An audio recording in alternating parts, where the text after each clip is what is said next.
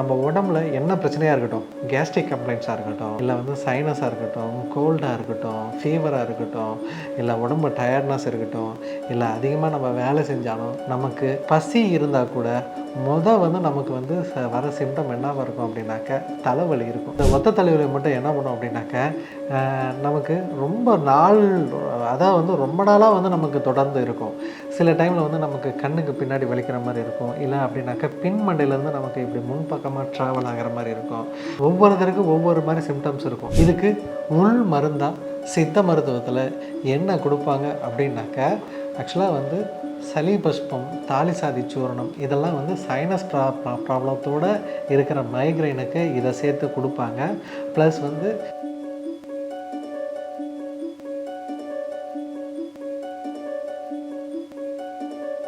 Health cafe நேயர்களுக்கு வணக்கம். நான் டாக்டர் சிஎம் சதீஷ்குமார், சித்த மருத்துவர். இன்றைக்கி நம்ம என்ன டாபிக் பார்க்க போகிறோம் அப்படின்னாக்க மைக்ரைன், ஒத்த தலைவலின்னு சொல்லுவாங்க இல்லைங்களா, அதுதான். இப்போது சாதாரணமாக நம்ம உடம்புல என்ன பிரச்சனையாக இருக்கட்டும், கேஸ்ட்ரிக் கம்ப்ளைண்ட்ஸாக இருக்கட்டும், இல்லை வந்து சைனஸாக இருக்கட்டும், கோல்டாக இருக்கட்டும், ஃபீவராக இருக்கட்டும், இல்லை உடம்பு டயர்ட்னஸ் இருக்கட்டும், இல்லை அதிகமாக நம்ம வேலை செஞ்சாலும் நமக்கு பசி இருந்தால் கூட வந்து நமக்கு வந்து வர சிம்டம் என்னவாக இருக்கும் அப்படின்னாக்க தலைவலி இருக்கும். நிறைய பேர் வந்து உடம்புல என்ன பிரச்சனைனாலும் ஃபஸ்ட்டு இது வந்து தலைவலி அதிகமாக இருக்கும். இந்த மாதிரி மைக்ரைனு, இந்த ஒத்த தலைவலி மட்டும் என்ன பண்ணும் அப்படின்னாக்க நமக்கு ரொம்ப நாள், அதாவது வந்து ரொம்ப நாளாக வந்து நமக்கு தொடர்ந்து இருக்கும்.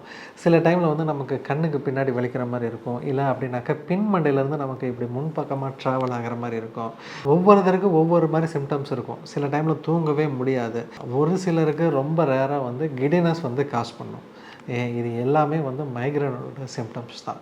இப்போ மைக்ரைன் வந்து எதனால் வருது அப்படின்னாக்க நமக்கு நிறைய ரீசன்ஸ் வந்து இருக்குது. அதாவது வந்து நமக்கு நர்வ் கம்ப்ரெஷன் இருக்கலாம். அதாவது வந்து நமக்கு என்ன ஆகும் அப்படின்னாக்க செர்விக்கல் வெர்டிப்ரால வந்து C1, C2, C3 ரேஞ்சில் வந்து நமக்கு நர்வ் வந்து ஒன்று இப்படி வரும். இங்கே வந்து இதை வந்து 3ஆக பிரிஞ்சு இப்படி இந்த பக்கம் மேலே ஒன்று, கீழே ஒன்று, அப்புறம் இப்படி இதாகும். இது ஃபேஷியல் நர்வாக நமக்கு இதாகும். ஸோ அந்த நர்வில் கம்ப்ரெஷன் இருந்துச்சுன்னா நமக்கு ரேடியேட்டிங் பெயின் வந்து இப்படி பின்பக்கம் மண்டையில் வலி இருக்கும்.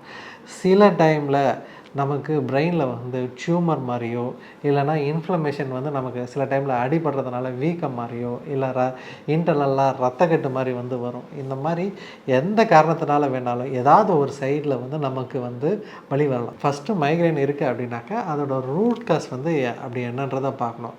லாங் டேர்மாக இருக்கா, எதனால் வந்து அந்த தலைவலி வருது, ரொம்ப அதோட சிவியாரிட்டியோட லெவல் வந்து எவ்வளோ இருக்குது. இப்போ நமக்கு தெரியும், நமக்கு இந்த நர்வ் இன்வால்மெண்ட் இருந்துச்சுன்னா சும்மா சளி காய்ச்சல் பிடிச்சாவே வந்து வலி வந்து ரொம்ப அதிகமாக இருக்கும். ஸோ அப்போ அந்த மாதிரி டைமில் இப்போ சர்விக்கல் கம்ப்ளைண்ட்னால் இந்த C2, C3 லெவலில் வந்து வெர்டிபிரல் காலத்தில் கம்ப்ரெஸ்னால் வருதுனாக்க அந்த நியூரலாஜிக்கல் பெயினை ட்ராக்ஷன் மாதிரி கொடுத்து அந்த மசில்ஸ் பேசத்தெல்லாம் வந்து ரெடியூஸ் பண்ணி நம்ம அதை கிளியர் பண்ணாவே நமக்கு இந்த மைக்ரைன் வந்து நமக்கு கிளியர் ஆகும். சில டைமில் சைனஸ் மாதிரி வந்து நமக்கு ஃபார்ம் ஆகும். அதான் வந்து சைனஸ் மாதிரி ஃபார்ம் ஆகி ஒன் சைடு மட்டும் நமக்கு இதாகும். சில டைமில் வந்து நான் சொல்லியிருந்தேன், உள்ள டியூமரோ இல்லை ரத்தக்கட்டோ இல்லை ரத்த குழாய் அடைப்போ ஏற்பட்டு கூட நமக்கு ஒன் சைடாக வந்து தலைவலி வரலாம். இப்போ நம்ம அதுக்குனாக்கா அந்த தகுந்த ரூட் காஸை செக் பண்ணி அதை கிளியர் பண்ணால் மட்டும்தான் நம்மளால் அதுலேருந்து வெளியில் வர முடியும். இப்போ நான் சொல்லியிருந்தேன் இல்லையா, இப்போ டியூமராக இருக்கலாம், இல்லை சைனஸ் ப்ராப்ளமாக இருக்கலாம். ஆனால் இதெல்லாம் வந்து ரொம்ப ரேரான சினாரியோ. அதான் வந்து எல்லாருக்குமே இந்த மாதிரி வந்து வந்துடாது இல்லையா. ஆனால் மேக்ஸிமம் மைக்ரைன் எதனால் வருது அப்படின்னாக்கா அந்த C2, C3 லெவலில் நர்வ் கம்ப்ரெஷன் ஏற்படுறதுனால நமக்கு இந்த நர்வ் அஃபெக்ட் ஆகிறதுனால தான் மேக்ஸிமம் வந்து வருது. ஸோ இதை வந்து நம்ம ப்ராப்பராக நம்ம மெடிசன் எடுத்துக்கிறது மூலமாகவோ, இல்லை எக்ஸ்டர்னல் தெரப்பி கொடுக்கறது மூலமாகவோ, இல்லை சின்ன சின்ன எக்ஸசைஸ் வந்து பண்ணுறதுனாலையோ, ஃபுட் மேனேஜ்மெண்ட் மூலமாகவே ஆட்டோமேட்டிக்காக நம்மளால் இதிலேருந்து வெளியில் வந்துட முடியும். இப்போ நான் சொல்லியிருந்தேன், இப்போ நமக்கு நர்வ் கம்ப்ளைண்ட்னால வந்து இந்த மைக்ரைன் வந்து அதிகமாக காமனாக காஸ் பண்ணுது அப்படின்னு சொல்லிட்டு, இந்த நமக்கு தெரியும் இந்த செர்விக்கல் வெர்டிபிரல் காலத்தில் C1, C2, C3 லெவலில் C3 லெவலில் வந்து நமக்கு கம்ப்ரெஷன் இருந்துச்சு அப்படின்னாக்கா சில டைமில் வந்து நமக்கு இந்த ரேடியேட்டிங் பெயினை காஸ் பண்ணது இல்லைங்களா.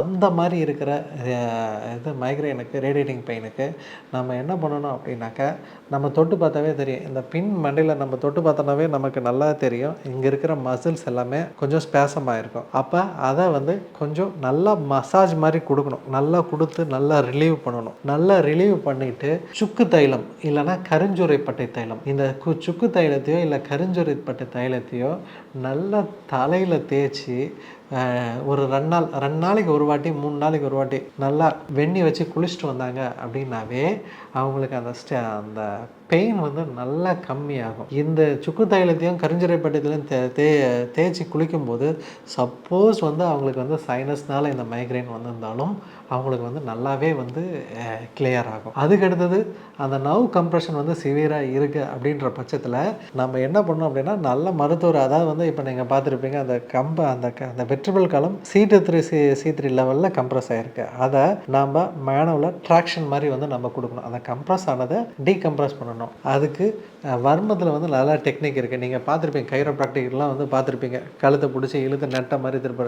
இது நம்ம காலங்காலமாக நம்ம வந்து பண்ணிகிட்ருக்கிறது தான். வர்ம மதத்தில் நீங்கள் பார்த்துருந்தீங்கன்னாக்கா போய் சுளுக்கு எடுத்து விட்டாங்க அப்படின்றத சொல்லுவாங்க. லோக்கலாக சொல்லும்போது சுளுக்கு எடுத்து விட்டாங்க அப்படின்றத சொல்லுவாங்க. சுளுக்குன்னா என்னது, வேறு என்ன, அந்த இடத்துல ஒரு பிடிச்சிருக்கு, அதை வந்து ட்ராக்ஷன் மாதிரி கொடுத்து ரிடக்ஷன் பண்ணியிருக்காங்க. அதுதான் வந்து நார்மலாக வந்து கலோக்கியில் வந்து சொல்கிறது. இதுவே வந்து எங்களை மாதிரி படித்த பட்டதாரிகளை சித்த மருத்துவர்கள் இவங்களாம் என்ன பண்ணுவாங்க, ட்ராக்ஷன் மாதிரி ட்ராக்ஷன் மாதிரி கொடுத்து நம்ம ரிலீவ் பண்ணியிருக்கோம் அப்படின்றத சொல்லுவாங்க. ஸோ இந்த மாதிரி நம்ம அந்த மசிலை நல்லா ரிலாக்ஸ் பண்ணிட்டு ட்ராக்ஷன் கொடுத்தாவே அந்த கம்ப்ரெஷன் வந்து நமக்கு உடனே ரிலீவ் ஆகும். ப்ளஸ் வந்து அந்த ஸ்டிஃப்னஸை வந்து நல்லா கொஞ்சம் மசாஜ் மாதிரி கொடுத்து நல்லா ரிலாக்ஸ் பண்ணிடணும். இதை பண்ணாவே அவங்களுக்கு 70% வந்து பெயின் வந்து நல்லா ரெடியூஸ் ஆகும். மறுபடியும் அவங்களுக்கு அந்த மைக்ரைன் பிரச்சனை இருக்காது. இதுக்கு உள் மருந்தாக சித்த மருத்துவத்தில் என்ன கொடுப்பாங்க அப்படின்னாக்க, ஆக்சுவலாக வந்து சளி பஸ்பம், தாலிசாதி சூரணம், இதெல்லாம் வந்து சைனஸ் ப்ராப்ளத்தோடு இருக்கிற மைக்ரைனுக்கு இதை சேர்த்து கொடுப்பாங்க.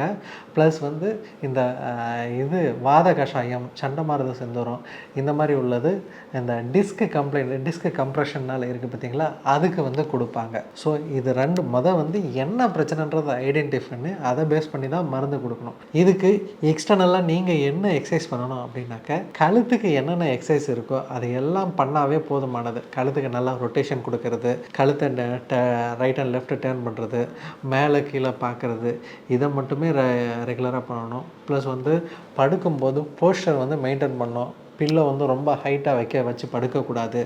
முடிஞ்சால் தரையில் வந்து ஃப்ளாட்டாக, ஒன்றும் இல்லை, தரையில் வந்து ஃப்ளாட்டாக வந்து ஒரு 1/4 மணி நேரம் 1/2 மணி நேரம் வந்து கையை நீட்டி சுகாசனம்னு சொல்லுவாங்க இல்லைங்களா, அப்படியே ஃப்ளாட்டாக வந்து படுப்பாங்க. அந்த மாதிரி படுத்திங்கனாவே உங்களுக்கு அந்த முதுகு தண்டுடமே மொத்தம் அலைன்மெண்ட் வந்து கிளியர் ஆகும். அப்போ இந்த கம்ப்ரெஷன் வந்து நல்லாவே உங்களுக்கு வந்து ரிலீவ் ஆகிறத வந்து நீங்கள் வந்து பார்க்கலாம்.